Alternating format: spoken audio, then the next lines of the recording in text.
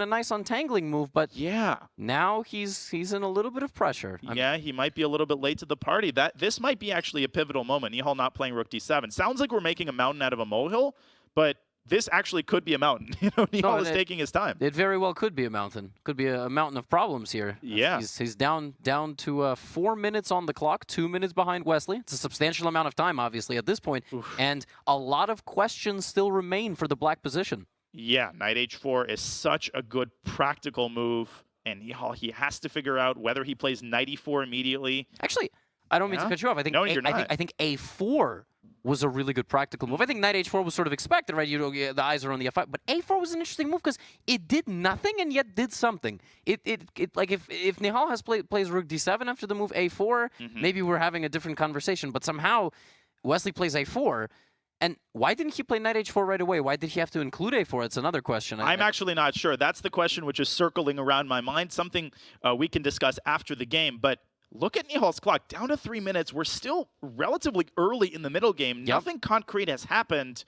I'm getting incredibly concerned here for Nihal's game 1 chances. Knight h4, I mean, that is just a buzzsaw meat grinder move by Wesley So. I'm still so fascinated, like, just to go back here, a move, we have, like, beautiful artwork. Like, what exactly was preventing the move knight h4 straight away? It seems like there was some sort of underlying meta strategy here. Yeah. By the way, I think we do have a move on the live board. We have Whoa. Just to get you up to speed, Nihal took on c4 and played knight to e6. He will now fight against the white pawns in the center with his horses. That's a huge decision. That's a huge decision. Now, that's not necessarily capitulation. That's not necessarily a moral victory for White. What Nihal is saying is, hey, yes, I'm giving you the center, but look at your hanging pawns in the center. My rooks are firmly positioned to exploit, especially the weakness of the d4 pawn. And you can already consider tactics with knight takes d4 and a discovered attack. That queen on d3 is suddenly feeling a little bit uncomfortable. And I'm not sure if knight f5 solves all of White's problems. Let's not forget that h5 now actually is hanging. Knight h to f5 here by White is just such a cluster of pieces just flying all over the board. Everything is staring at everything else. And I think in the long run, the idea was, in fact, c5 and to prevent this hitting something in the center. Like, maybe this was just an absolutely brilliant little meta move where the move c5 now forces the knight back. That would be incredible. If Wesley saw d takes c4, knight e6, and controlled the b5 square twice in order to be able to play c5. Talk about positional depth. So, Levy, you like the look of c5 here because it sends the knight back to c8, doesn't it? Yes, as I'm seeing there, the machine is just... Can we show this, please? Yeah, we absolutely can. The best move here for black, according to the computer, is to still play knight b5 as the second best move, but knight to e4! Oh, my God. Just losing the damn thing, and then queen takes, there's knight takes d4, which shows you the power of Nihal's idea. This is not lost for black, but it's slightly worse because White will pick up a couple... Yeah, but it didn't happen. Yes. He played c5, did Wesley So, and Nihal, we can't blame him for not having this move on his radar. He drops his knight back. There comes Wesley's knight. Yes, so c5 was in fact played, and the craziest thing is knight b5 was another idea by the computer, just losing the knight. I mean, that's just... Like, how do you blame the guy, right? But we do have live moves. Knight e to f5 played, and I don't like this position for black. I don't like it at all. And you know what the terrifying thing is? Knight takes c5 doesn't have a direct tactical refutation. Wesley's just saying, hey, you can take my pawn. This pawn has done its job. I'm going to swing the queen over to this g4 square, threatening a fork on h6. And if the king slides over to h8... Wait, why don't I just take on c5 and take on e8? After knight c5... I don't know.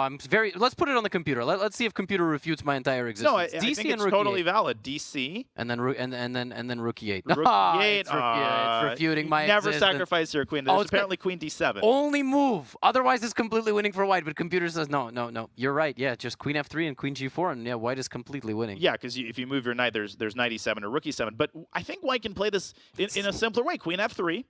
Let's say the knight goes back.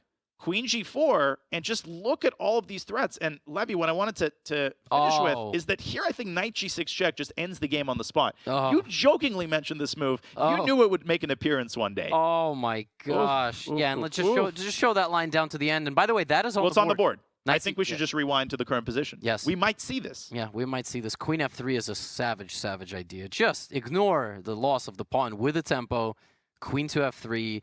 And this entire game is categorized by characterized, not categorized, characterized by the fact that White got the lead in development and the easier free-flowing play. Nihal kind of played an opening that says, no, I want to restrict you, and there's queen f3. But just look at this precision, Levy. I mean, we almost take this for granted. I mean, this is just...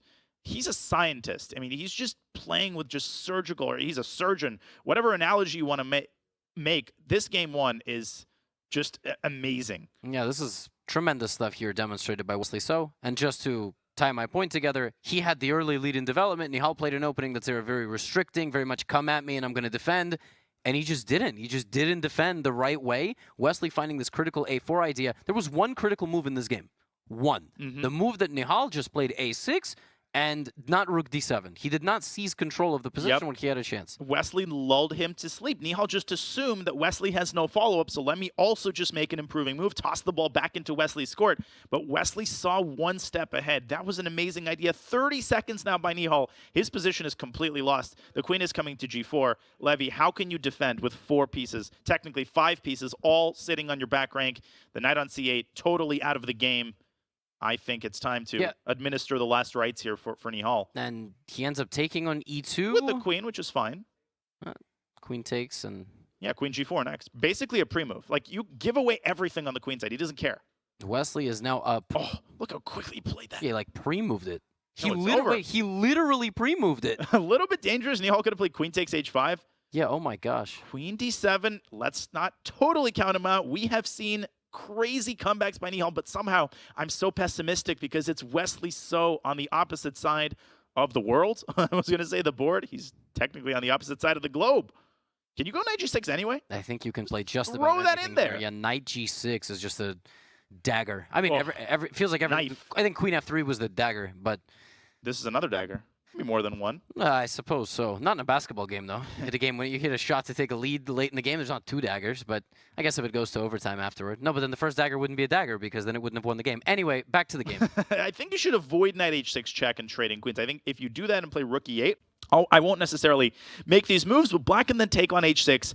And remember that black is up 2 pawns. Yep. So the best case scenario for Nihal is he finds a way to trade queens. He gives away one of his minor pieces, and he takes the pawn on d4. Wesley has to go for the kill here, and look at the time usage. Just professionally taking as long as it takes. And there it and is. knight g6 is slammed down by Wesley. This is all over. 2 seconds remaining for That's Nihal it. to make a move. Is he going to make one? And he does. That's it. Queen h5 takes, and queen h5 is mate.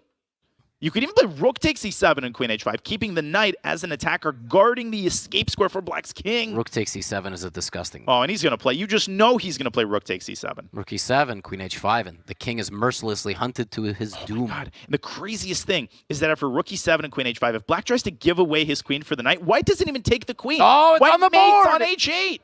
Okay. That's it. Takes in queen e6. Queen e6, and I think Nihal will resign. It's mate in 3. What? Unbelievable game by Wesley. That was a spectacular first game, a statement Perfect game. game.